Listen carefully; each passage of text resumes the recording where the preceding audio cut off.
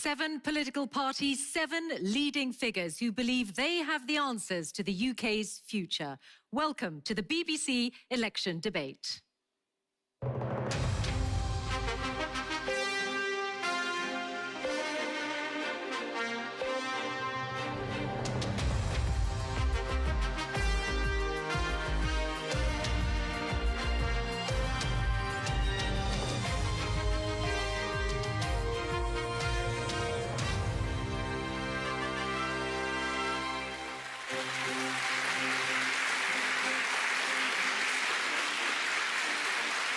Good evening to all of you watching and to our live audience here in the BBC Radio Theatre at Broadcasting House in London. With less than 4 weeks to polling day, the parties with us tonight are here because of their performance in recent elections and their standing in opinion polls. The invitation was for leaders or leading figures to take part. And tonight, the 7 debaters with us are: for the Conservatives, Penny Mordaunt, the leader of the House of Commons; the leader of Reform UK, Nigel Farage; Labour's Deputy Leader, Angela Rayner; Rhun ap Iorwerth, the leader of Plaid Cymru, the Party of Wales; Carla Denyer, co-leader of the Green Party of England and Wales; the Liberal Democrats' Deputy Leader, Daisy Cooper; and the Scottish National Party's Westminster leader, Stephen Flynn.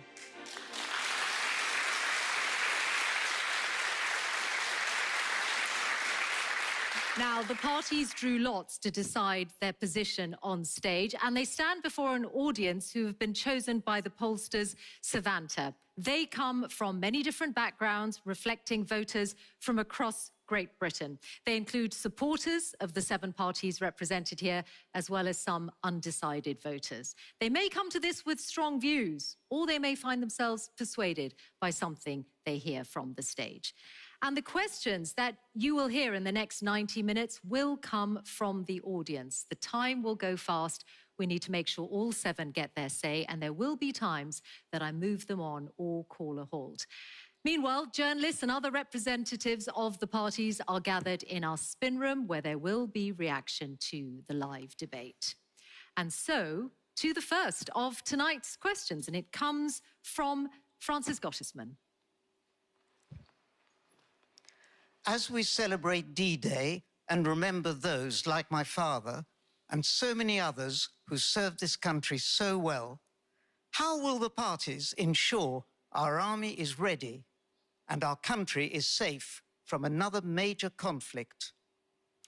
Thank you, Mr. Gottesman. And let me turn first to Angela Rayner for Labour.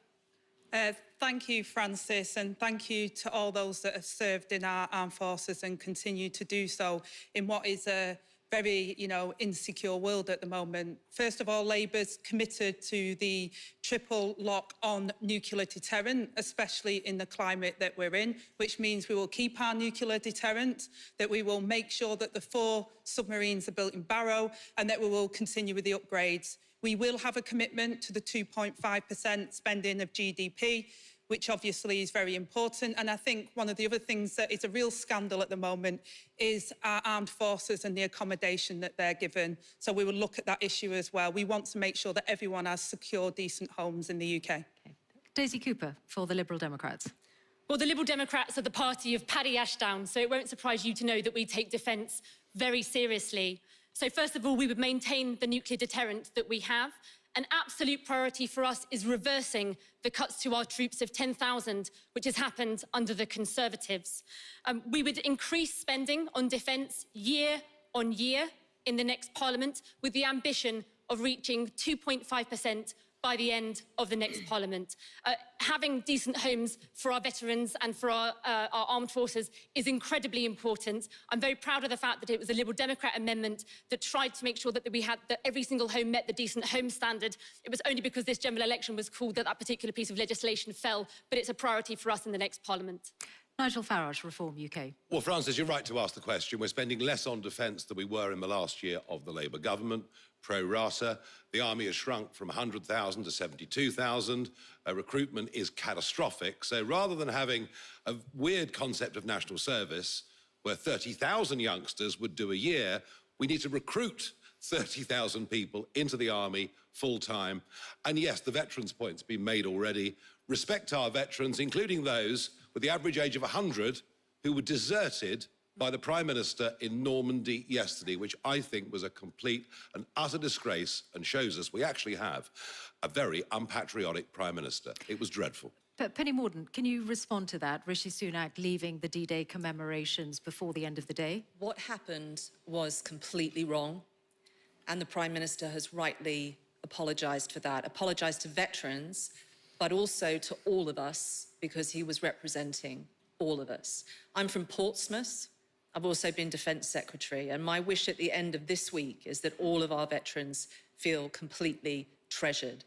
And I'm hoping tonight to convince you of some things that are important to them, important to their legacy. And I couldn't do that if I wasn't straight with you on that issue. Would you have left D-Day early? I didn't go to D-Day. I think what happened was very wrong. I think the Prime Minister has apologised for that. But what I also think is important is we honour their legacy. They fought for our freedom. Unless we are spending the right amount on defence, we can't honour that legacy. The baseline for our equipment programme is 2.5%. If you're not committed to spending that over the period it needs to be spent, you are not funding defence. And I have to just mention also, the cornerstone of our defence is our nuclear deterrent.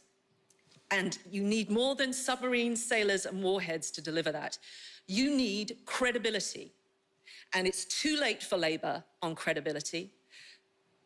Angela Rayner voted recently, along with the guy that wants to be your foreign secretary and half the Labour front bench, to end our nuclear deterrent. If you're doubting that they would use that force, and she might be Prime Minister in 4 or 5 years' time, if you are doubting that she or David Lammy or Keir Starmer would use that, imagine what Putin is thinking. Without credibility, we become a target. If we become a target, you are less safe. It's too late for this generation of Labour politicians. That credibility is shot. Do not vote these people in. Angela Rayner, would you like to respond to that? Penny, you can keep pointing at me, but you're the party that have cut the armed forces, crashed the economy and left us in a real mess. Keir has been absolutely clear. I am absolutely clear. We will keep our nuclear deterrent and we will invest in it into the future. It doesn't matter what you're prepared to spend. Clear on that. It doesn't matter how many submarines you stand next to and have your photograph taken. If your foe does not believe that you will use these weapons, the deterrent is gone. Well, and that's the position you're in. Serious stuff. This is what will happen if you elect these people. We've become a laughingstock internationally because of your party. Keir Starmer has changed the Labour Party. We're very clear on our number one priority is to protect our. Let me bring in some more parties on this question. My brother was served in Iraq. I won't be lectured on whether or not I'm absolutely committed to the security of our country. Well, it's surprising then you're not better informed. The question, Mr. Gottesman's question was, how will the parties ensure our army is ready and our country is safe from another major conflict? Carla Denyer, how would the Green Party ensure that? Well, first of all, I want to say we all owe a huge debt to our veterans, those from D-Day and those from conflicts since. And it's a tragedy that so many veterans then often struggle in life. There's high rates of homelessness, and that's something that's a high priority for myself and the Greens to tackle. In terms of defence more broadly, this election is about choosing what kind of country we want to be. And of course, part of that is security. We live in uncertain and dangerous times with war on our European borders and major threats from cyber attacks that don't care about geographical boundaries. The threats should not be underestimated. But the biggest threat facing the UK and the world is climate change. And militaries, interestingly, are taking this threat extremely seriously. So in answer to the question, how would you ensure our army is ready, do you not want to see the size of the army grow and you do not want to see defence spending go up to 2.5% of GDP? Well, let's look for a moment at why we're talking about that number. As members of NATO, we are rightly asked to contribute a fair amount towards the defence budget. That's totally fair enough for NATO to ask for that. But the UK is already contributing the 2% that NATO asks. That doesn't mean, however, that we couldn't be spending that money more effectively. And as Greens, we're clear that investing in tackling climate threats, the biggest threat facing humanity, as militaries all over the world are already doing, because they recognise that if not tackled adequately, it will increase conflicts over water, for example, increase famine, and create millions of refugees. Let me turn then to Stephen Flynn of the SNP. The nuclear deterrent, the submarines, are based in Scotland. You are against maintaining the nuclear deterrent, though? Yes, absolutely. And our party's had a very long-standing tradition in respect of that, because we believe that money can be better spent on conventional defence forces. And what we've seen in Europe over the course of recent years is that how absolutely vital conventional defence forces are. But may I just return to the original question and thank Francis for his father's contribution. We need to be standing with our veterans. We need to make sure that our military is fully funded and that we have more people serving and that we look after them when they become veterans. And just finally on the Prime Minister, a Prime Minister who puts his own political career before public service is no Prime Minister at all. A Prime Minister who puts his own political career before Normandy war veterans is no Prime Minister at all. So it's incumbent upon all of us to do our national service and vote the Tories out of office. Breen Ap-Iorwerth of Plaid Cymru. Yesterday was a sobering day again, wasn't it, in remembering the sacrifice made on the beaches of Normandy. It certainly wasn't a day for staged photo ops, as we saw from Nigel Farage. Hang on a second. Yes. I raised £100,000. I raised £100,000 for the London Taxi Charity to send veterans back to Normandy. That's why I was there. Thank you. And it certainly wasn't a day for a Prime Minister to decide, as Stephen said, that his priority should be to fight for his own political future. We have a proud record in Wales of sending young men and women to the armed forces, and we need to make sure that the armed forces are properly funded for conventional deterrence and peacekeeping, and we need to look after those young people when they leave the armed forces with so many problems in housing and mental health issues and so on.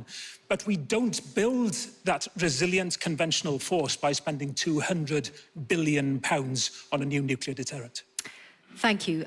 Penny Mordaunt, to come back to you, I mean, clearly there's been a lot of comment already about the Prime Minister in D-Day and that amounting to no presence at all.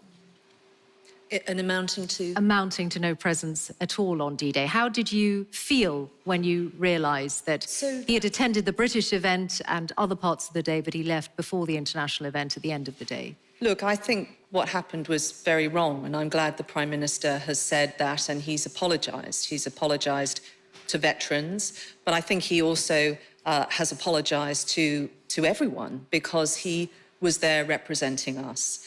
And what I hope is that our veterans will feel treasured and their families will feel treasured at the end of this week. I don't want this issue to become a political football, because I think that does them a Well, it already is. It already is, because the veterans themselves are speaking out saying he's let the country down. And to say that it's a mistake, if his instinct was the same as the British people, he would never have contemplated for a moment not being there for the big international ceremony. Let's and be it clear. shows how disconnected he is with the people of this country. He's apologised. I think what we saw from the Prime Minister was panic, and I think it's the same pre-election panic that gave us that back of a fag packet plan for a new national service, which those in the armed forces have said that wouldn't be workable, let alone what it means about what the Prime Minister thinks of our young people in this country. Let's be clear about what happened yesterday. It was not only politically shameful, but I think many of us feel personally quite insulted. I started yesterday morning watching a recording made by the Royal Mint of my late grandfather, where he recounts catching his best friend who fell from the top of a Sherman tank, who was shot in the head. And as he waded through the water, he recounted in his words, men blown to pieces, hands, legs, and heads. Okay. If he had been there yesterday, and seen the Prime Minister walk away from him, I would have found that completely, as I do now, find it completely and utterly unforgivable. Okay. Thank you very much for the responses. That was our first question. Let us turn now to our second, and it comes from Ishani Rudra. So, I'm about to start studying medicine at the University of Manchester. How will the parties ensure I can graduate into a fully functioning NHS? Thank you, Ishani. So just about to start studying medicine at Manchester University. Daisy Cooper. Well, first of all, really good luck. I hope it goes incredibly well. We need lots of people signing up and studying to become the medics and our NHS staff of the future. Look, under the Conservatives, our health and social care services have been driven into the ground. And the Liberal Democrats have a very clear plan as to how to fix this. We're going to fix the front door to the NHS with 8,000 more GPs, giving you a guarantee of an appointment within 7 days. We're going to put an end to dental deserts. We'll have a mental health community hub in every single community. And we've made a very bold pledge to fix and to offer free personal care. That means you can get the help you need when you need it. We can fix the back end to the NHS by making sure that if you need to leave hospital, there will be care in place. What's the total annual cost of all the changes you're making? So we have set out in our manifesto exactly how every single pledge is going to be funded. But we've said right across the piece, across all of our policies, we will not tax struggling families during a cost of living crisis, but we will be looking to those really big companies raking in billions of pounds of profits to support struggling families and to fix our public services. Okay. Health is, of course, a devolved issue, devolved to the UK nation. Stephen Flynn, your party's in charge of health in Scotland. It is a time of record waits and high numbers of people waiting, for example, 12 hours or more in A&E or 24 months for treatment. How would you ensure that Ishani graduates into a fully functioning NHS? Yes, well, Ishani, good luck to start with. As someone who was under the care of the NHS from the age of 14 to 32 because I was a disabled man, and I physically wouldn't be standing here today if it wasn't for the wonderful treatment that I received from the NHS. I know what it is to live in chronic pain, and I know what it is to have that chronic pain removed. And it's only thanks to the NHS that happened, which is why in Scotland we don't just have record funding, we don't just have the best paid nursing staff, we don't have no strikes, we don't have a single NHS strike in Scotland. And of course we do have some of the best performing NHS levels in Scotland as well. But given that you're going to university to study medicine, I think it's also important to remind everyone in this audience the difference between the SNP and the Westminster parties, because in SNP-controlled Scotland, you wouldn't pay a single penny in tuition fees for your studies. What a difference that would make to your education and your future.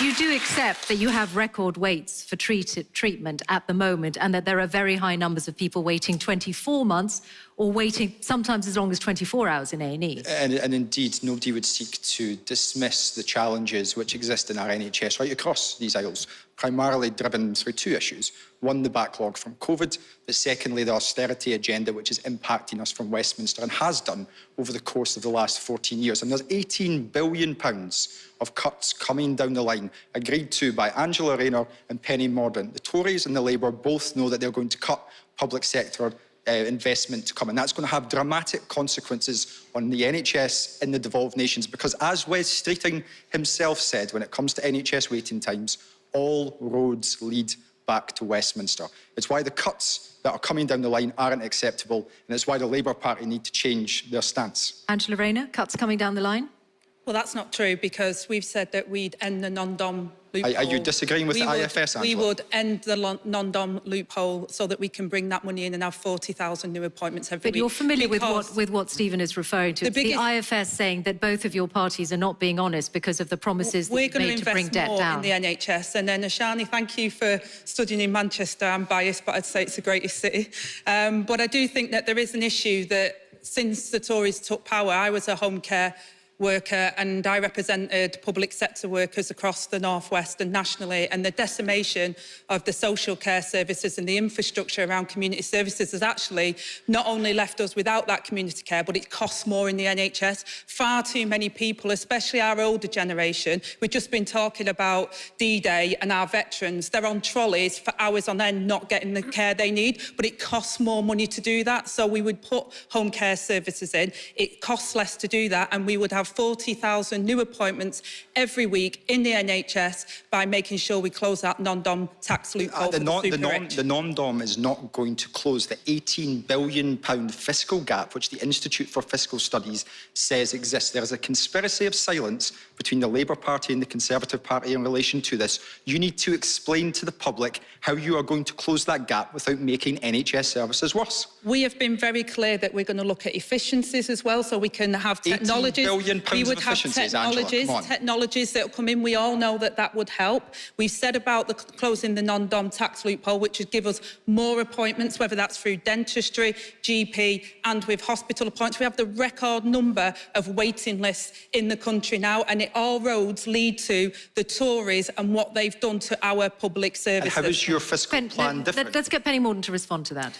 So Manchester's second only to Portsmouth, and we're just about to have both a dental school and a medical school very shortly, and good luck with your studies. Your future colleagues are currently dealing with an increase in NHS workload of about 43%. That's the legacy of the pandemic that we have to deal with. So there are many things we need to do, but there are two really important things. We have to keep the budget strong. You need a strong economy to do that, and public spending is going to go up. It will go up, and for the NHS, very substantially. The only people on this platform who have ever cut the NHS budget are Labour. In Wales, they've cut it 4 times, and that's why their waiting lists are 4 times longer than they are in England. NHS Not only funding can is going you down not when you account afford for ageing and a inflation. Labour government, the NHS can't afford it either. But the second thing we also need to do is increase the number of healthcare professionals we have.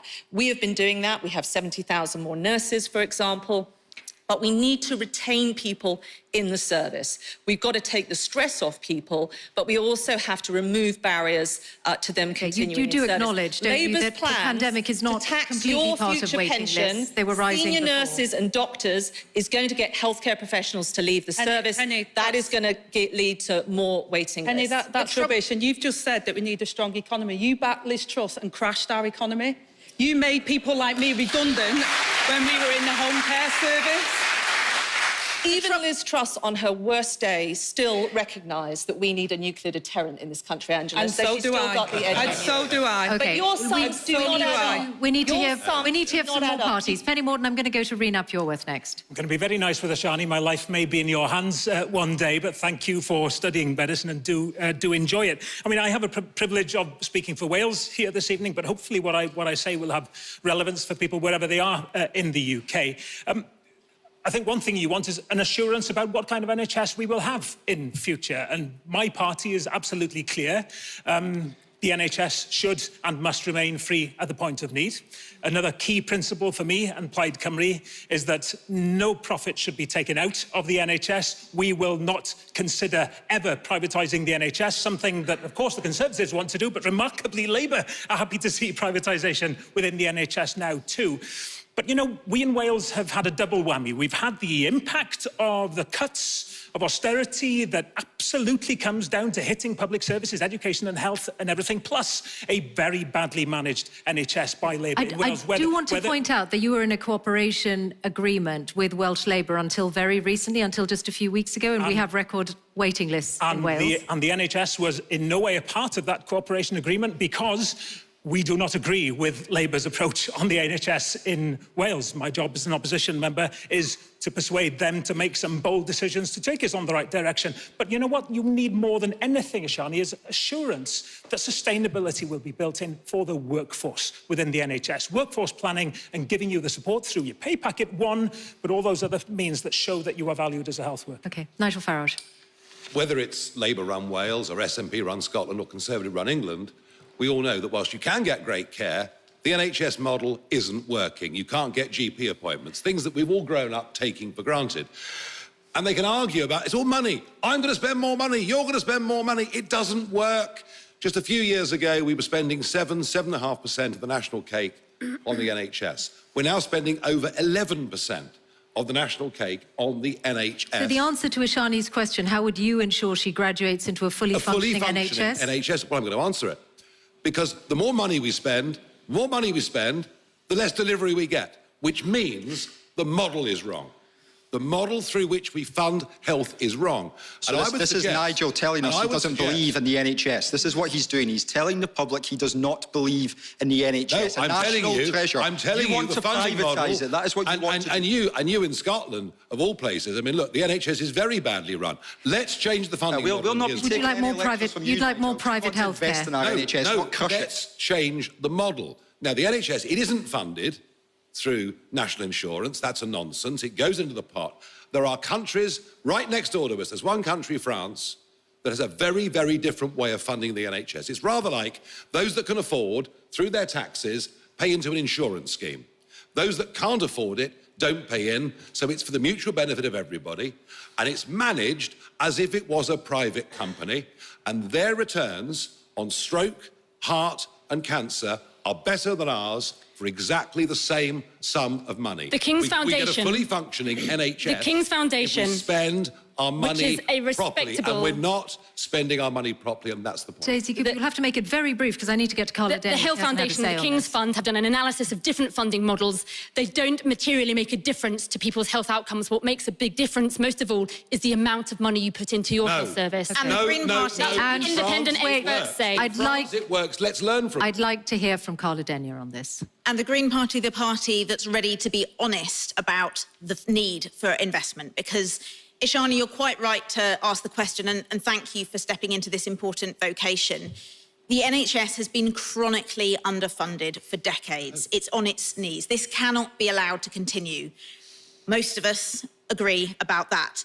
But the answer is not, as the Conservatives and, surprisingly, Labour think, to invite big multinational companies further into our National Health Service. The answer is investment and protecting our NHS. And the money comes from? Well, we announced our health and social care policy just yesterday, and that included a £30 billion increase in funding for our health services, 20 billion on social care, and it's really important that we understand how closely those are linked, because if we have better social care, it takes the pressure off the NHS, and a one-off £20 billion capital investment. These are large sums. They come from where?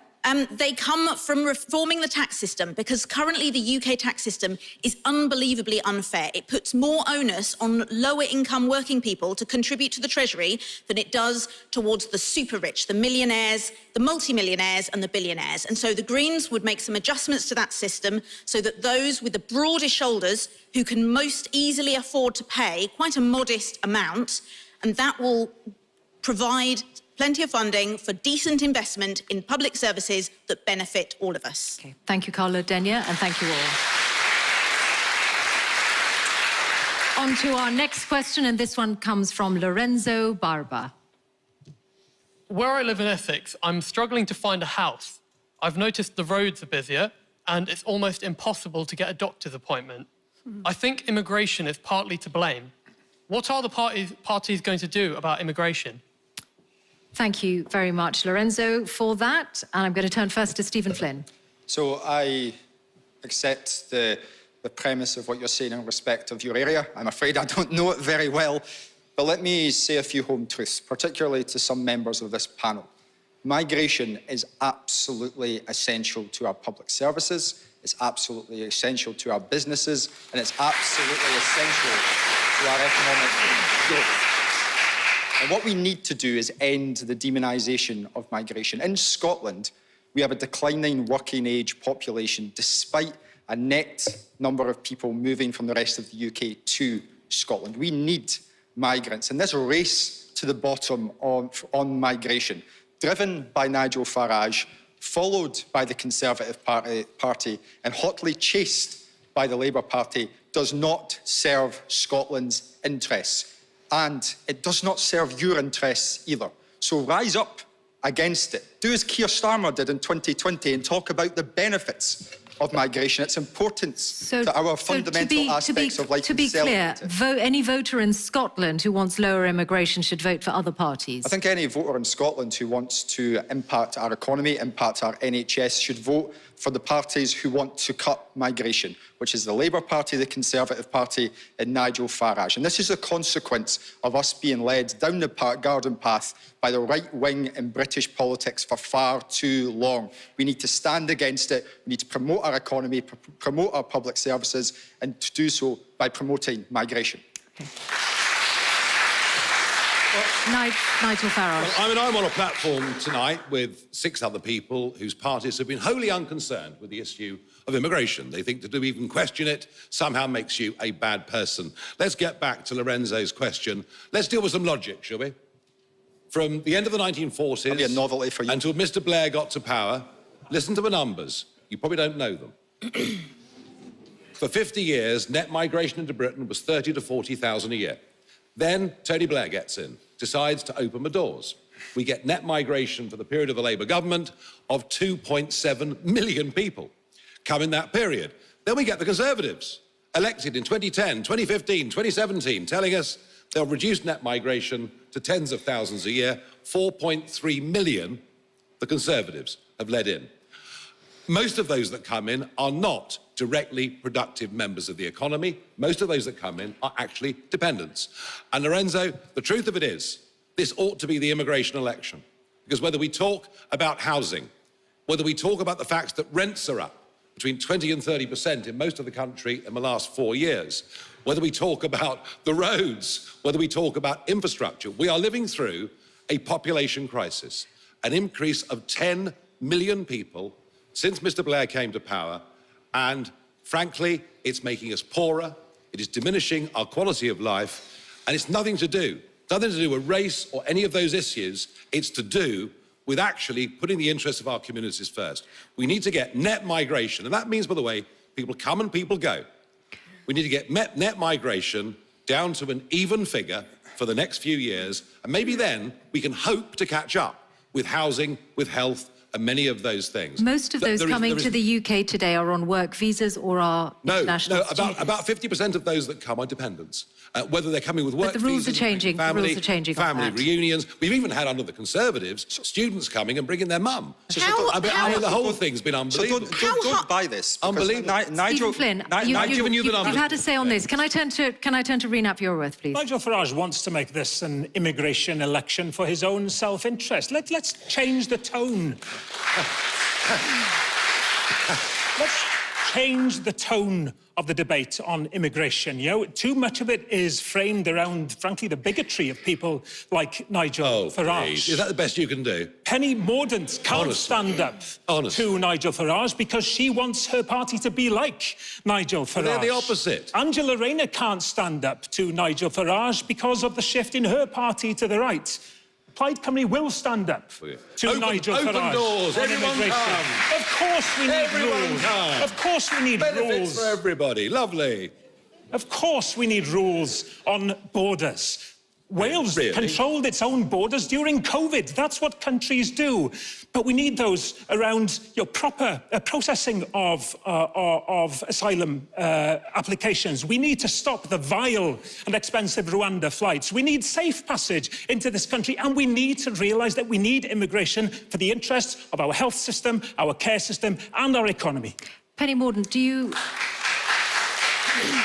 respond to Nigel Farage's charge of broken promises from your party on immigration? Well, look, this might be an immigration election, but it is definitely going to be a cost of living election. And one thing that we can do to help the gentleman who asked the question is about ensuring that you keep more of your money. We will cut your taxes. Labour will put your taxes up. Was that the question? You having more agency, being able to get onto the property ladder, that is Penny Mordaunt, I am going to remind you of the question. Election. Lorenzo's question, just with regard the problems that he set out, he said, I think immigration is partly to blame. What are the parties going to do about immigration? So immigration is too high. And what we need to do is have a balance between some of the issues that have been raised already. The best way to do this is to get Parliament, your Parliament, elected by you, to have an annual cap. What that will do is take into account the economic needs, the needs of the workforce, but also the pressures that immigration puts on communities, as the question made very clear. That will be informed by experts, but it will be Parliament that decides. And because the numbers are too high, over the next few years, you can see it will come down. That is a clear plan, a clear guarantee. We've already ended free movement. We've done many things. That is the logical next step. That's what you get with us. Unlike Labour, who have no plan, they have no target, they have no clue, they haven't done any of the work on the workforce. They've had 14 years to work this out. They have nothing to offer you. Controlled numbers and a cap under us or uncontrolled immigration under the Labour Party. How have you got the And front to say that? let's let Angela Rayner respond to that charge of why having would no the plan. Your party's only said that there'll be a significant cut, but there are no numbers, no time frame attached to that. I mean, I love the spin on that. 14 years and you failed, trebled net migration figures. But what I would say to Lorenzo is that the problems with housing, the roads and GPs and non-public services is decimation that the Tories have done to our public services. Your leader campaigned for free movement. Keir Starmer has spent most of his life campaigning for free movement. These guys are not going to control immigration. And we've said that the Rwanda scheme, look, yesterday, 300 people arrived on a boat. One was a 6-month-old baby. They could have died going over the crossing. We've said we need a new border command. We would scrap the Rwanda scheme, which would have been 300 for the whole year, by the way. Those numbers are small. They're small compared to legal migration. We would scrap the Rwanda scheme. We would put that money into a border force command, which will be able to smash the gangs, because we need to do that. And 14 years of the Conservatives, they're relying on overseas to fill our skills shortages because we haven't got an industrial and skills strategy. Labour will put one in place so that we can fill the gaps and make sure that we have people in those jobs. People come to this country and they're propping up many of our services because we haven't trained the people to do that. But this is how Liberal plan. The tragedy of this is that Labour wants more and more to talk the language of the Conservatives and, dare I say, Nigel Farage. Keir Starmer said the other day that, Rishi Sunak was the most liberal Prime Minister when it comes to immigration. They can talk our language all they like. I'd like to hear now from Carla Denyer and from Daisy Cooper. So, Lorenzo, your question started by talking about houses, roads and GPs. We need to build 150,000 social homes a year to tackle the crisis in our housing. The roads are in a mess because the Conservatives have cut local authority budgets between 25% and 40%. That's why public services are on their knees. And the Conservatives promised at the last general election to recruit 6,000 GPs. We now have fewer GPs per head right across our country. That's why our public services are on their knees. So is he wrong to say that he thinks immigration is partly to blame?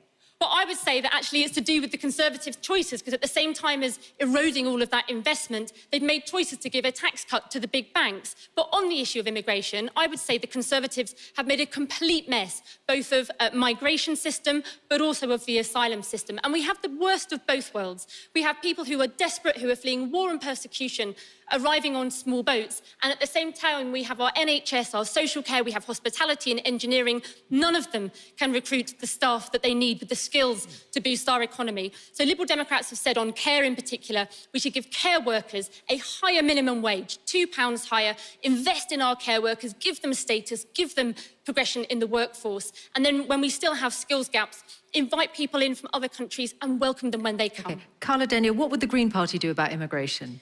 First of all, reflecting back to what Nigel Farage said, how cold-hearted do you have to be to not want people who are coming here on work visas to be able to bring their husbands or wives or infant children with them? The Green Party would not want to cut immigration? The Green Party takes a totally different approach to immigration. When it's hard to get an affordable home, when it's hard to access public services like a GP, when the roads are poorly maintained, I can absolutely understand, Lorenzo, why you're angry about these things. I am too. But I am clear that the reason for these services being run into the ground is not people coming here, whether they're coming here fleeing violence and persecution as asylum seekers, or whether they're coming here to work in many of our understaffed sectors like health and social care. If you meet a migrant in the NHS, they're more likely to be treating you, as I was the last time I saw a GP, than being ahead of you in the queue. Migration's been a good thing for this country. And so in the Green Party, our immigration policy is not about arbitrary numbers. That's why we're not talking about caps. Instead, it's about making our immigration system fairer and more humane. Carla Denyer, thank you very much. So we still have quite a few more questions to come. Meanwhile, I want to mention that online on the BBC Live page, our colleagues at BBC Verify are fact-checking the claims that are made here on stage. And let us turn with that to our next question, which is from Suzanne Ollerton. My husband and I both work. We've got good jobs and we're not eligible for benefits. Our lifestyle isn't extravagant. What we earn goes on gas, electricity, mortgage and food. We are working to survive, not live. This isn't sustainable. Who will change things for working people? Thank you, Suzanne, for your question. Rena Pureworth. Change is a key word. It's a change election, isn't it? The sadness is there'll be a change in Downing Street. I'm quite sure that Keir Starmer will become the Prime Minister in 4 weeks' time. But what change does that represent? I will always argue that you need a plurality of voices making the case for exactly what you're looking for. What are the answers when you have two parties converging on public spending, converging on taxation? Who's going to make sure that you're able to see the investment in housing for your children, to see the investment in getting rid of the two-child benefit cap in order for parents to be able to look after their children and take children out of poverty? I believe that the real frustration in this election is the lack of change on offer from the Labour Party. Whether you liked him or not, there was a feeling. I was still working as a journalist back in the 90s when Tony Blair came in. At least there was a feeling of something different happening. I'm just not sensing that, which is why we in Plaid Cymru say the Tories are gone. Labour are going to come into power. But let's, for goodness sake, make sure that people who feel ignored, as you do, are heard by that Labour Party when they came in, because change has to mean something. And that's what's important. Angela Rayner, Rena Pureworth charges that change is not really going to come with any Labour government. Well, look, there's been no vote cast at this general election, and Suzanne, I absolutely understand what you're saying. The cost of living, you can't escape what's happened, and Liz Truss crashed the economy, which sent mortgages going sky high. We've been at the mercy of the global energy prices, and therefore energy prices have gone significantly high for people, and also food prices. So Labour's first plan and priority is to secure the economy. We will never go fast and loose with public finances, because it's working people who are paying the price for that. And Great British Energy, which is putting a windfall tax on the big oil and gas companies, which will allow us to set up the publicly owned energy company, which will give taxpayers money back, bring down bills and make us secure for our energy needs for the future, and create thousands of jobs here in the UK. That is real change. That's how we'll deliver an economy that works for working people. And the Tories should never be allowed to forget that the reason they're in the cost of living crisis now is because they crashed the economy and went fast and loose with the public finances. Penny Mordaunt. So this is what I mean. This is what I mean when I say this election is about the cost of living. And what you have been going through, and many other people have been going through, it's exhausting, and we need to bring it to an end. We have supported people through some very difficult times. That has been expensive. But we are now in the recovery. The economy is doing much better. We're outperforming America on growth. We're outperforming Europe on inflation. Those are your achievements. But inequality the only way we continues are to going get to worse. keep the recovery going is to give you more money in your pockets. That is why this election must be about us cutting your taxes. We have already started doing that, and you have already heard some announcements. You'll see more in our manifesto next week. We have got to cut people's taxes, and we have got to alleviate burdens on business. Angela Rayner and the Labour Party, Keir Starmer confirmed this earlier this week, they are going to put up your taxes by £2,000. That's a lie. By £2,000 per working household. Penny, your government have raised taxes to the record level in 70 years. Yeah, the last we Parliament, have, and we've hated putting taxes up.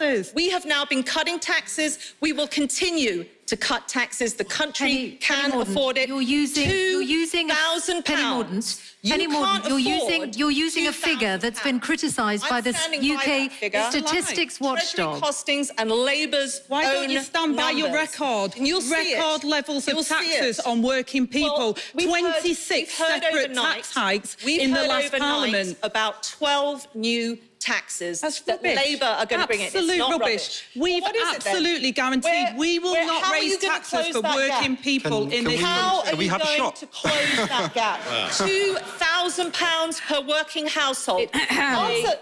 Which policies are you going to take out of your manifesto? We've been Which ones clear have you how ditched? we would pay for our No, you manifesto. haven't. Okay, it's So time. we said that we would level It's time to hear from the others. pay for our Angela Rayner, teachers. it's time to hear from the others. Carla Denyer. Well, that was terribly dignified, wasn't it?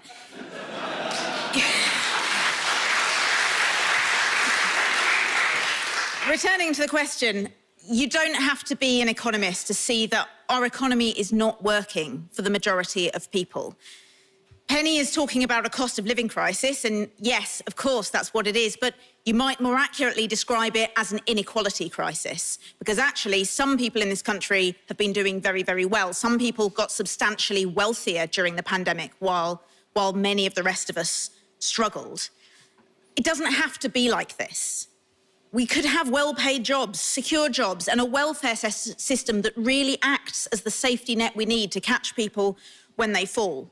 A green economy would create jobs, well-paid jobs distributed all over the country, for example, on a nationwide home insulation programme, which would bring down everyone's bills, help with the cost of living in the here and now, give us warmer, more comfortable homes, create hundreds of thousands of green jobs, and support local businesses.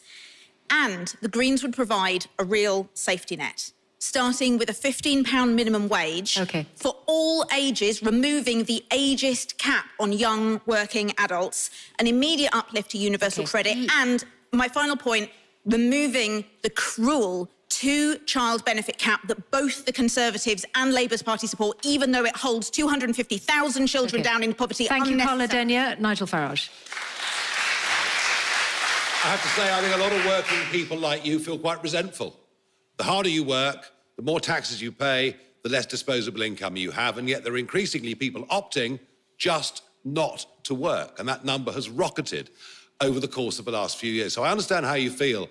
Your energy bills are too expensive. They have been for the last 20 years. Why? Because we load money, we load tax onto your energy bill to give to wind farm companies. It's kind of the poorer in society giving to the richer in society. Rents, cost of housing, too high. That links back to the previous question. The population explosion has made housing, whether you buy them or rents, too expensive. Reducing net migration to zero would ease that. Getting rid of those subsidies on your energy bills would ease that. But the big one's taxes. Even during Tony Blair's time, the top rate of tax was 40p in this country, and it was paid by 1.5 million people. By the end of 2027, 8 million people will be paying 40p tax. So we're dragging more and more people doing middle-income jobs into higher and higher taxation. And that's why life is so tough. And to hear Penny Mordaunt, whose government have put the tax burden up to the highest in this country since 1948, pretending they're a tax-cutting party, frankly, it is dishonesty on a breathtaking scale. Stephen Flynn. Look, I'm incredibly sorry to hear about the challenges that you've faced, and it's the same for millions of people right across these aisles, and it's simply not good enough. We know the damage that the Tories have caused to the economy as a result of Liz Truss's mini-budget, but I'm afraid the challenges facing the economy are much deeper than that. Firstly, there's austerity. 14 years of austerity, and I must re-emphasise the fact that there's £18 billion worth of cuts baked in, which neither the Labour Party nor the Conservative Party are being honest about. Instead, they're having the worst of Westminster argument between them tonight, instead of being honest with you about the fiscal outlook going forward. But there's also a conspiracy of silence on one other issue, and that's Brexit. Because Brexit has impacted the economy more than the COVID pandemic. It has put your food bills up completely unnecessarily. It has been an unmitigated disaster for the economy. And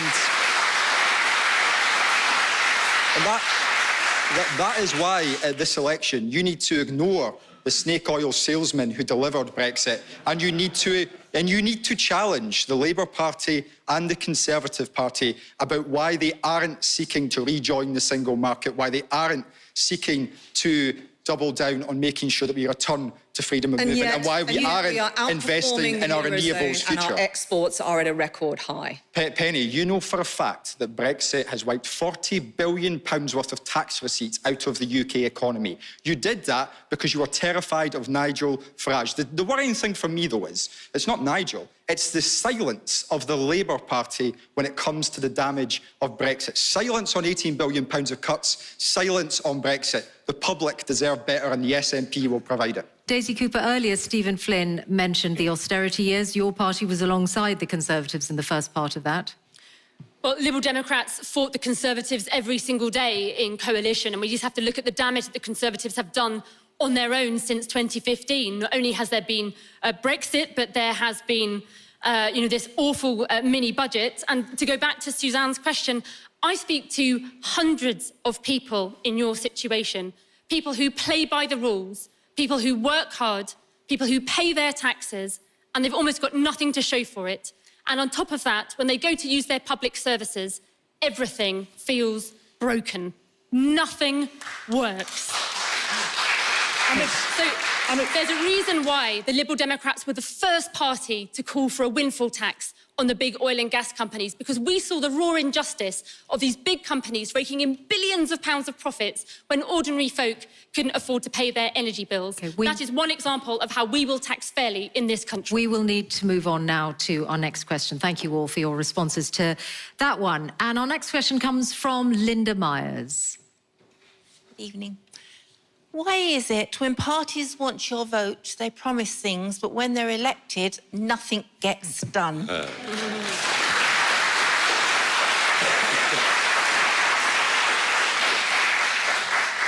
Penny Mordaunt. Well, this is why the Prime Minister made the very clear pledges that he did, and you can measure the progress being made against them. We are making progress in this country. We have been through some very hard times, but the recovery is there.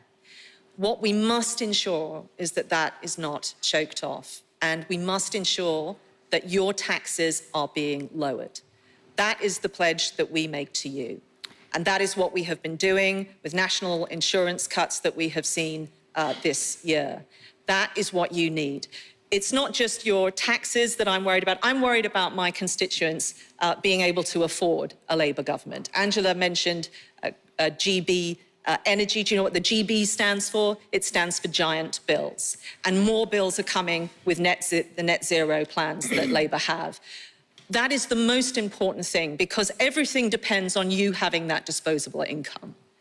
And that is why tax is at the heart of this. The pledges that we are making to you on cutting your taxes, and what Labour will not tell you about the taxes they are going to be putting up. But personal taxes, Penny Mordaunt, are still rising. Overall, they are still rising due to the freezing of income tax thresholds that you've brought in. Look, we have had some very difficult times. We have had to spend a lot of money on things like furlough.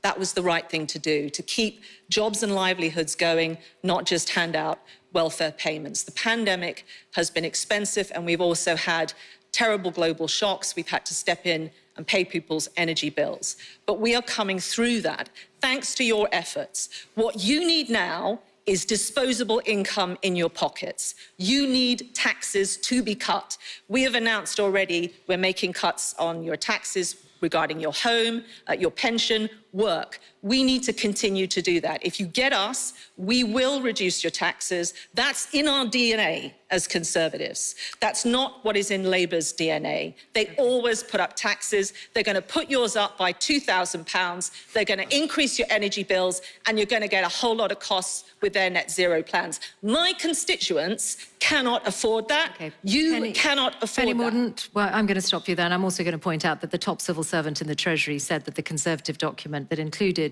the costs that you're referring to went beyond those provided by the civil service. Nigel Farage. Well, Linda, I have to say, I think this has been one of the worst general election campaigns so far between the two main parties I've ever seen in my lifetime. It isn't just that their leaders are dull, very dull in the case of Labour. I mean, sort of Blair without the flair. I mean, the real leader of the Labour Party is here tonight on the stage. At least she's got some personality. We've got Rishi Slippery Sunak. You know, he's fed all the lines to Penny Mordaunt, don't believe any of it. I think it isn't just our public services that are broken. I think our political model is broken. The arguments that are going on the other side of the room here, well, the truth is, they don't really disagree on anything. Fictitious numbers like £2,000, £3,000. And that's why Reform have risen so quickly in the polls. There is a sense we need a revolt against this system. We need an electoral system where we get some proportional representation in Parliament. We need to break up the current model. And if we get a new kind of politics in Britain, we might just get some real change. What we're being offered, frankly, are two parties promising the earth, and nothing much will change regardless of who gets in. Although I think the breach of trust on manifestos with the Conservatives means they're probably sunk below the waterline. New politics, fresh start. We want a revolt from the British people. That's what I'm after. Angela Rayner, has Labour gone back on any of its pledges? Well, to be fair, it's always all about Nigel, and we've had this sort of clown personality before with Boris Johnson, who you talked about the pandemic, Penny, who was breaking lockdown rules and spending billions of pounds in our money on crony contracts. When parties want your vote, they promise things. When they're elected, none of it gets absolutely done. And Linda's absolutely right, and I was coming back to that point because that eroded people's trust at a time when people wanted the government to do the right thing. They didn't. Have you ever dropped any pledges? They disrespected them. And we set out the pledges before the crash. The Tories have crashed the economy. That we've been honest in this election. People talked about some of the things that they would like us to do, like the 2-child limit. We have been clear. We will not promise anything that we cannot fund, and we've been absolutely clear. You could fund it, you're choosing not to. The Tories have record number of tax hikes on working people of this country. Labour, if we get in, will not put taxes up for working people of this country. And Labour won't put them up for billionaires. I'm going to Penny Mordaunt, you've had your say on this. Has been honest. Carla, he said Carla, this week Penny Mordaunt, thank you. Carla Denyer, you're next. He is going to put them up Penny by Mordaunt, £2,000. we're going to. I'm stopping you. Carla Denyer. Thank you. That's your... Linda, I share your frustration. When I was younger, I had little to no faith that politics had the potential to make the country a better place. But let's remember, politics at its root is about people. It's about people's lives, people's bank accounts, people's future, people's health and happiness. And that's why, after meeting some Green Party members in my 20s, I realised that the Green Party is different. That's why I joined, that's why I got involved. Now, as several of the other panellists have already pointed out, as Labour drop pledge after pledge, policy after policy, slide further and further towards the Conservatives so that you can barely get a cigarette paper between them, the argument for voting for a bit of diversity in the House of Commons becomes ever stronger. And in terms of answering your question, Linda, about parties keeping their promises, the Green Party, when I joined it in 2011, was a pretty small and young party, but we're coming of age. We have increased our number of councillors nearly 5-fold over the last few local elections, and we're grateful to everyone who's put their trust in us. The question was about pledges. Stephen Flynn. If we want to talk about pledges, then in a Scottish context, I can provide you with a few that have been delivered. 100,000 children in poverty are being lifted out of...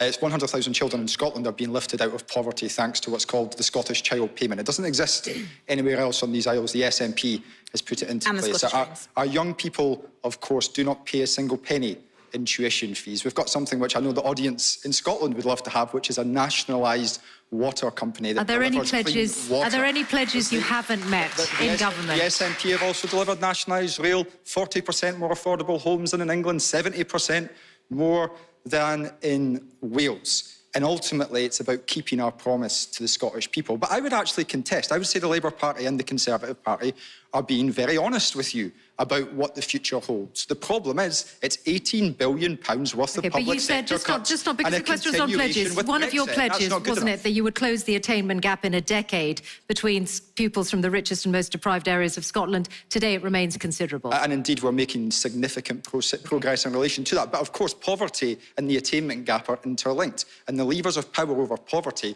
are determined by Westminster, because all roads do indeed lead back to Westminster. Rena Pureworth.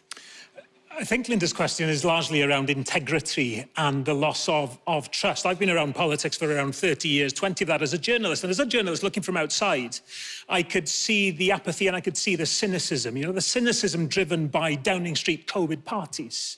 You know, the cynicism driven by a leader of government in Wales accepting a £200,000 payment from a convicted environmental polluter who was looking for planning permission from the government and refusing to see that that looks wrong in people's eyes. We need to rebuild that kind of trust. And 2 words, honesty and fairness. Honesty, you know, the unedifying rows between the Conservatives and Labour Party here on taxation this evening. We have to have honesty about taxation. We can't drive taxation forever down and expect to have high levels of public services, can we? And fairness, we have to have a system that protects people like you. Why should Rishi Sunak, on his £2 million income, largely from investments, pay less tax than you do on hard graft going out to work during the day? That's the kind of fairness, or the unfairness, I should say, within the taxation system and I want to, that really undermines trust. I want to get in a word now from Daisy Cooper on this. We heard promise after promise after promise from the Conservatives at the last general election. 40 new hospitals, 6,000 GPs, and all the rest. And the fact is that this Parliament has been characterised by law-breaking, by lying, and by the economic illiteracy of the mini-budget. And of all the things that the Conservatives have broken, the worst thing that I think they've broken is people's hope. Do you remember going back on the tuition fees pledge?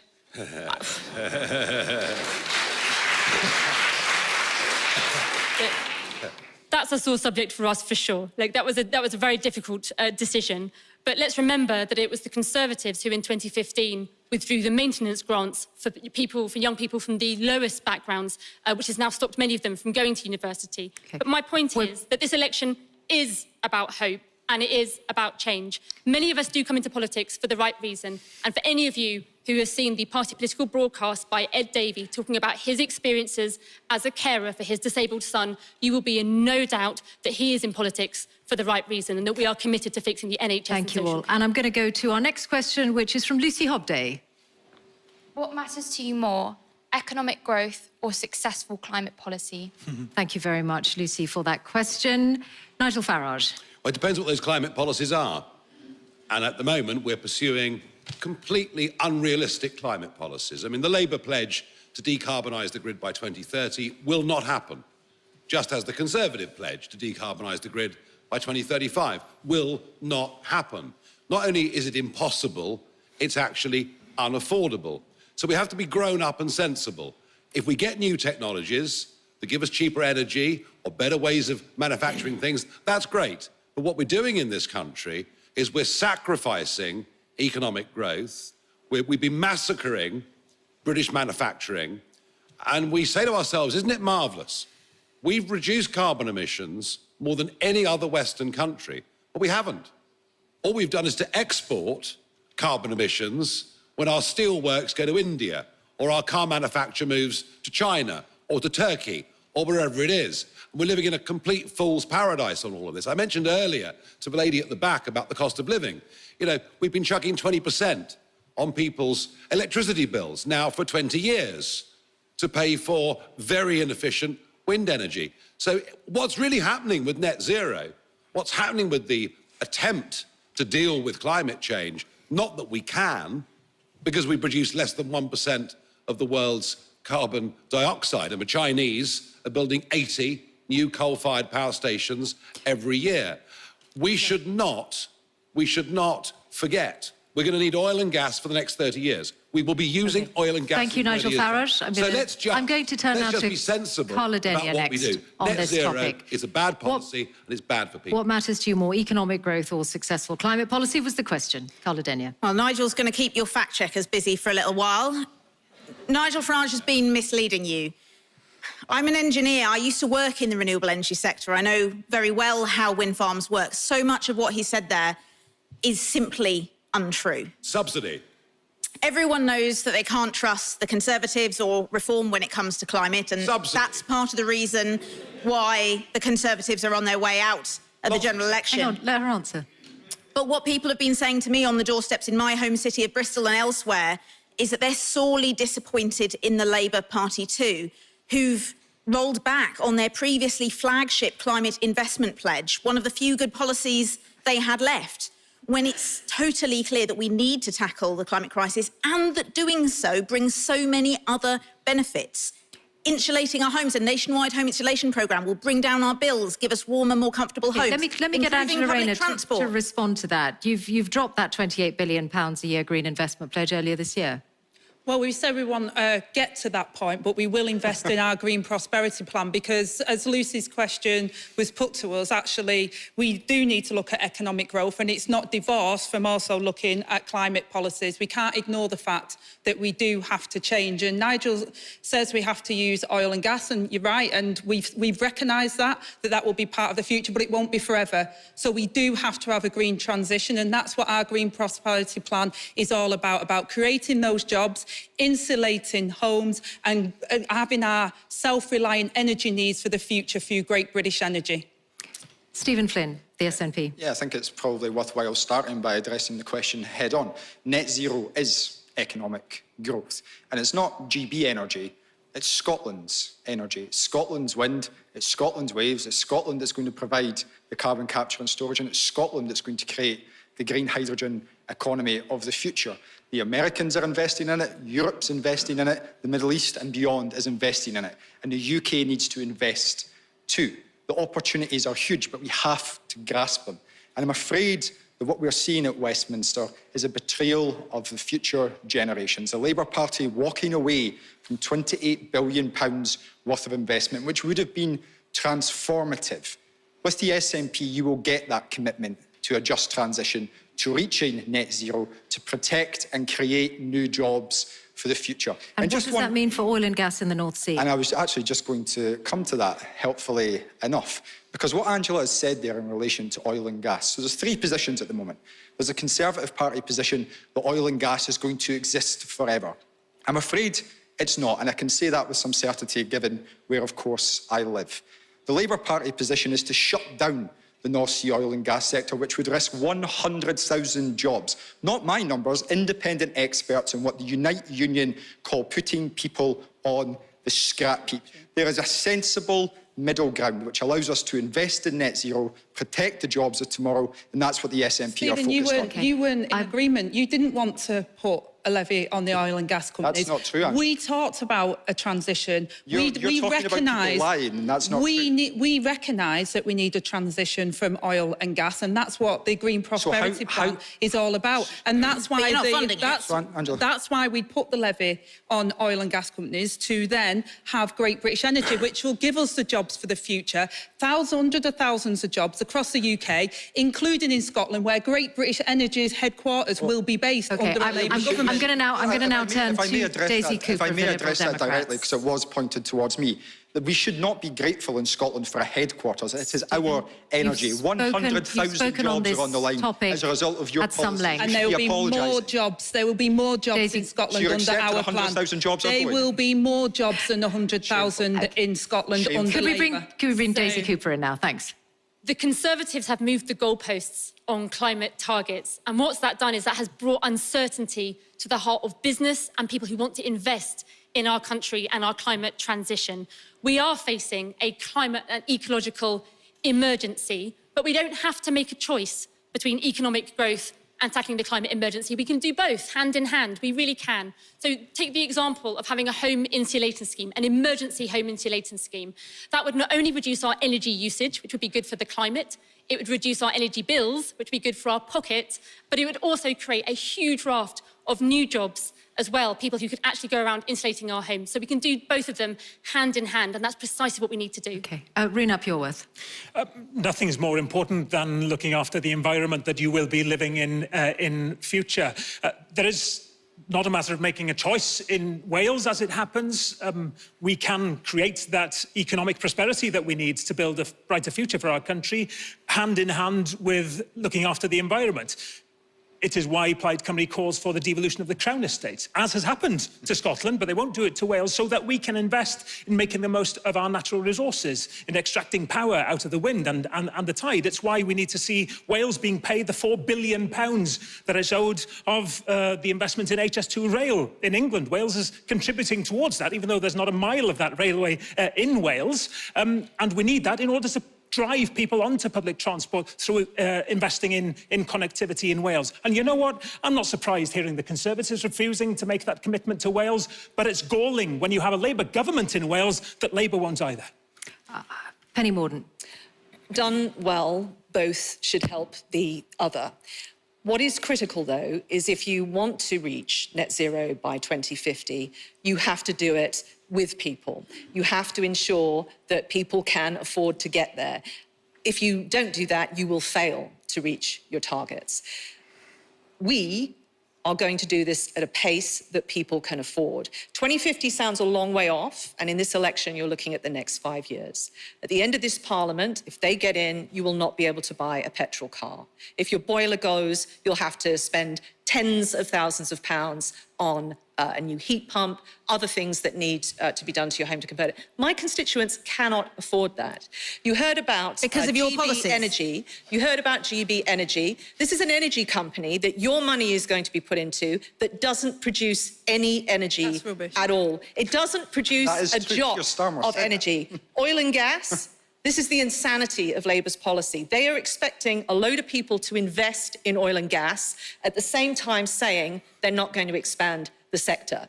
So they're not going to get the money in. And the final thing, if you do this too fast, all you do is destroy our supply chain. We should be building supply chains in this country to produce batteries, to do all sorts of things. Let's get Angela to speed Labour are planning, let Angela country that will respond, Penny benefit Mordaunt, is China, to what you've and that said. will kill off economic growth. Let's hear the response.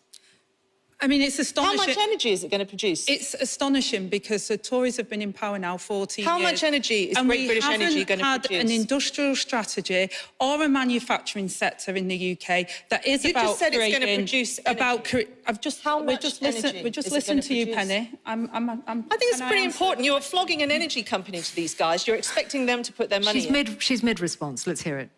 Thank you. Great British Energy will be an owned company by the UK taxpayers that will bring energy, clean energy, to the country, which will bring down bills and give people good, skilled jobs. We've heard from the Tories for 14 years that they were going to do something about skills and manufacturing in this country.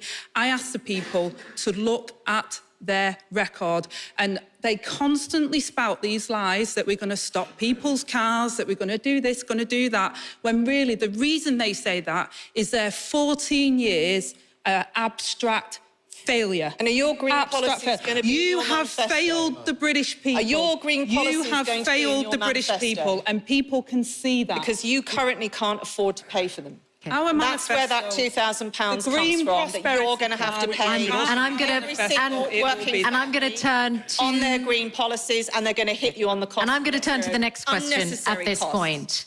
And the next question comes... Oh dear. They disagree, they agree. The next question... Let's get the next question. It's from Nick O'Donnell. As a father with a young son about to start secondary school, I'm concerned about him going out on his own. I'm particularly worried about knife crime. How will the parties make sure he's safe? Thank you very much, Mr. O'Donnell. So how will the parties protect future generations like Nick O'Donnell's young son who's about to start secondary school? Carla Denyer. Nick, we all have the right to feel safe in our homes and on our streets. My home city of Bristol has seen an epidemic of knife crime. One of my colleagues' friends was one of those victims, so this strikes very close to home for me. There are obvious things that could be done in terms of making sure that there's more officers out and about, but the other parties will also, I expect, tell you that they'll be tough on crime. How many more police officers would you want as you've brought policing into it? Our manifesto will be out soon, but the broad points I can cover now.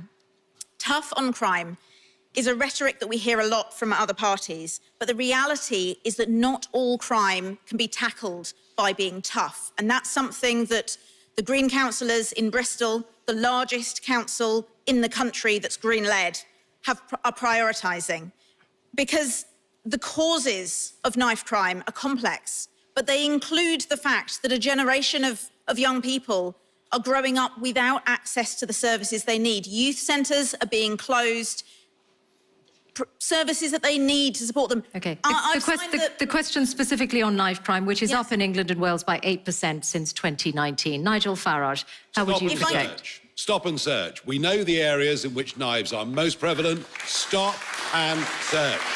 And of course, we don't do it.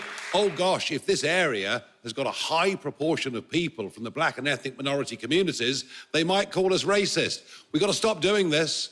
We've got to completely forget the colour of people's skins, treat everybody equally, but we must do stop and search. We must do it in a very, very tough way. We have to have proper sentences. And it's but one area, isn't it? I mean, you can go shoplifting now, any of you. You can go out and nick up to 200 quid's worth without being prosecuted. We are seeing a decline, a societal decline of law and order in this country. And frankly, government and the police forces have been too scared to do what needs to be done. It's yet another area of Britain that is broken and needs radical surgery. Daisy Cooper. I know many parents who are really very scared about the safety of their children. It's not only a big issue here in London, but particularly in the home counties, on county lines, there's a big issue with knives as well. I think we need to change the model of policing, and we need to get back to good old-fashioned community policing, where the police know their communities, where the communities know their police, where community groups, where faith groups, where local families all work together and they get their intelligence from the ground up. That's been all but wiped out in parts of our country. There's been cuts of 4,500 PCSOs as well. And let me say about stop and search in particular. Stop and search can be a useful tool in some circumstances, but suspicionless stop and search, which has been used to target particular groups of people, is not valid and should not be used. So where there is a suspicion of somebody, it can be used, but it has to be used in a targeted way based on evidence, not on profiling. Nigel Farage? We do know the areas in which knife crime is the most prevalent, and there is no question, that we are scared. And those are the areas with the most inequality, which is why tackling inequality is an important part of the answer. That may be what you have to do to solve the problem ultimately, by giving people equality of opportunity. Do we not want to solve the problem ultimately? Is that not the point? But you can't give people equality of outcome. We're scared of our own shadow here. We're not going to deal with the question unless we stop being scared of ourselves. Okay. We go out and do what needs to be done. Penny Mordaunt, how would you protect future generations from knife crime? Well, over the last 14 years, if you leave out computer crime and online fraud, we have more than halved crime, 55%. And we have now a record number of police. Violent crime is down by 44%, but we have hotspots and knife crime in particular. London is top of the list. We have put more police on the streets. We have met our manifesto commitment of 20,000 more police officers. We have record numbers. And where you have Conservative police crime commissioners, like my area in Hampshire, you have local bodies on the beat. West Midlands has the highest rate of knife crime. Absolutely. And that was a Labour police crime commissioner. That did until recently have a Conservative mayor. If you are in, but he wasn't responsible for police. There was a police crime commissioner, and it was Labour. If you live in a Labour area, you are 40% more likely to be a victim of crime. That is a shocking statistic. We need more police, and we need police who are embedded in communities that can follow up with people. If kids are doing stuff, they follow up with the school, they follow up with the parents. That's what Conservative police crime commissioners are doing. In Hampshire, we've got 600 extra officers. Every single one of my wards has a named Bobby. Okay. People know, build up intelligence. That is how we get crime down, and we have got it down by 55%. Angela Rayner?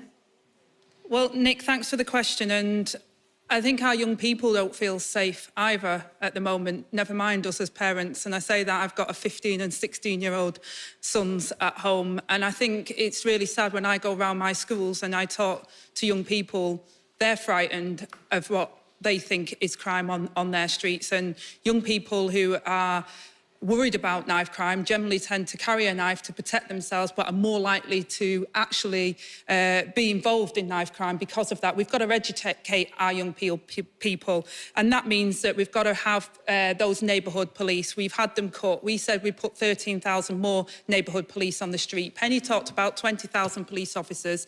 They cut 22,000. That's a minus 2,000 in my mathematics. So they haven't protected. That's not true. We've got a record number of police officers. We have seen the decimation of our neighbourhood policing, and actually when police are in the neighbourhoods, they get to know the young people, they can work with them, and we can really get our young people feeling safe on the streets again, because I think that is one of the real scandals at the moment, is our young people feel that they will be protected if they carry a knife. That is completely untrue, and we've got to educate them and make them feel safe again. Rhina Pureworth. Penny Mordaunt was referring to some areas having higher levels of crime than others. Let's be straight about it. It's areas which are suffering most poverty that will suffer the highest levels of crime. It is people who have less hope who are most likely to end up leading criminal lives. I absolutely agree that we need to look back through the education system. We have to make it very, very clear to our young people that there can be zero tolerance on knives. I was attacked as a teenager. Luckily, no knives. My son was attacked a couple of years ago. Again, luckily, no knives involved. But it makes me too very, very worried about the future for young people. But for us in Wales, what's absolutely key is that we bring the decision-making closer to communities such as yours, so that we can see the devolving of justice and policing, so that we can devise systems that work for Wales.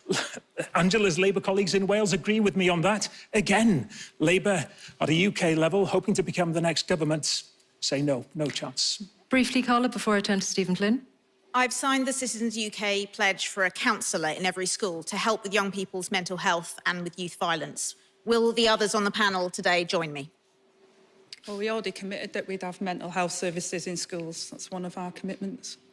Stephen Flynn, on the broader question of policing, police officer numbers in Scotland are at the lowest level since 2008. Now, police in Scotland are not investigating every low-level crime. And thankfully, of course, Nick, in relation to your direct question, if I remember the figures correctly, serious knife crime in Scotland is comparatively low compared with many other areas. Now, that's not to be complacent, because as a dad, I share your concerns. I worry about what the future holds for my kids. But ultimately, the solution lies in what Rhyn has said. What we need to do is make sure that we are investing in the areas that need support the most. Poverty is a major driver behind this, and Westminster has failed generations of young people by not providing them with the hope for a better future, so they turn to violence when they perhaps shouldn't. And I think that's something we should all reflect upon going into this general election, where £18 billion of public sector cuts are coming down the line, and a future Labour government has no answers. But this question was about how the parties are going to protect future generations, like Nick O'Donnell's son. How can he feel confident of that if someone in a similar position in Scotland see the police not investigating every crime? Well, of course, as I've already outlined, as I understand it to be the case, serious knife crime instances in Scotland are comparatively low in comparison to elsewhere. But our police officer numbers are, of course, still higher than when we came into government, again, if I understand correctly. But there's a wider picture to be had here, and that means police officers working with local communities, working with schools, working with our young people to offer them hope and optimism for the future. And I'm afraid that Westminster doesn't offer that hope and optimism right now. OK. Nigel Farage. Yeah, look, you know, again, I just think our whole approach to crime is wrong. Low-level crime is rapidly growing. Street-level crime is rapidly growing. And you know, the old theories about New York and how it was cleaned up, it was if you deal with the stuff at the bottom, i.e. people carrying knives, shoplifting, graffiti, broken windows, you might just deal with the more serious stuff. I think we also should add into all of this the blight of drugs and drug gangs in our cities. That whole culture, it has been absolutely disastrous, and nobody has yet found the answer to that. OK, well, that was our final question. So I'm going to thank you all for your responses, to all of those here in the audience who have shared their questions with us. But it is time now to go to the party's final thoughts. And for that, they have been given 30 seconds for a final thought from each of them. And the order of those final thoughts, those final statements, was chosen earlier by lot. So let us go to the first of those, and it's from Angela Rayner. After 14 years of chaos, it's time for change. Keir Starmer has changed the Labour Party. Our fully costed plan for Britain will secure our economy, will bring down NHS waiting times with 40,000 new appointments every week, and will secure our borders, not with gimmicks, but with a credible plan to smash the gangs. We'll create Great British Energy, bringing down bills and creating thousands of well-paid jobs. We'll boost neighbourhood police to tackle antisocial behaviour, and we'll hire 6,500 new teachers. So if you want change, vote Labour. Stephen Flynn. The Tories are finished, so the choice is simple. Who do voters best trust to put Scotland's interests first in Westminster? Now, in the SNP, we know what it is that we believe in. Investment in our NHS, action on the cost of living crisis, rejoining the European single market, and creating economic growth by delivering on net zero. Unlike the Labour Party, we will never, ever get comfortable with the Westminster status quo, and we will always fight for Scotland's right to choose its own future. So on the 4th of July, vote to put Scotland's interests first. Vote SNP. Carla Denyer. We can all see the Tories are toast, thank goodness. But we deserve better than a Labour Party that is offering more of the same. Angela says that Keir has changed the Labour Party, and she's right. He's changed them into the Conservatives. Frankly, our children deserve better. The Green Party is on the cusp of breaking through in seats up and down the country. Green MPs will never stop defending our future, protecting our NHS from privatisation and pushing the next Labour government to do better. We deserve real hope and real change. Vote Green. Rena Pureworth. This evening, I've been able to stand up for Wales, yes, but also for a different kind of politics that hopefully has been able to feel relevant wherever you are. My vision is a positive one. This isn't as good as it gets. The Conservatives are gone. They are finished, and it can't come quickly enough. But there is a real chance here to send Labour a message too. Stop taking Wales for granted.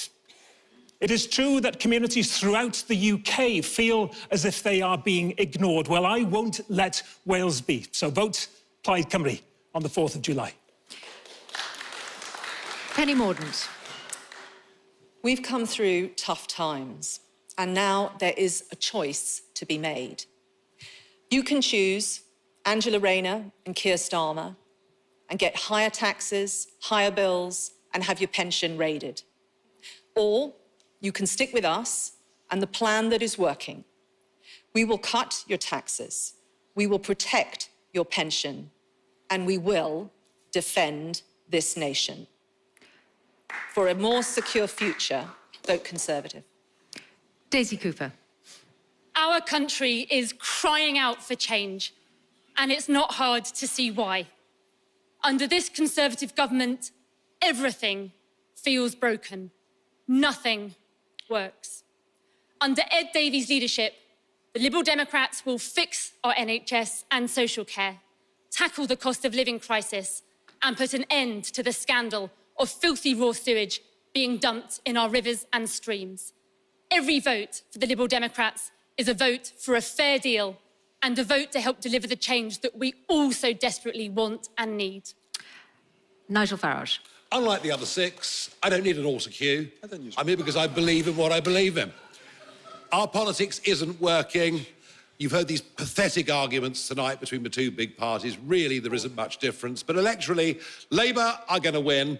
The debate is who forms the opposition in the next Parliament? Who fights for the rights of ordinary British people? Who fights to control our borders? Who fights for men and women running small businesses? Reform UK is about to become a political phenomenon, an historic one. So I urge you, join the revolt. Thank you very much. Thank you all. And with that, we ended. That is it from the BBC election debate, from all of us here in the Radio Theatre, our audience. And thank you to all the politicians who took part. Thank you for being with us. Good night.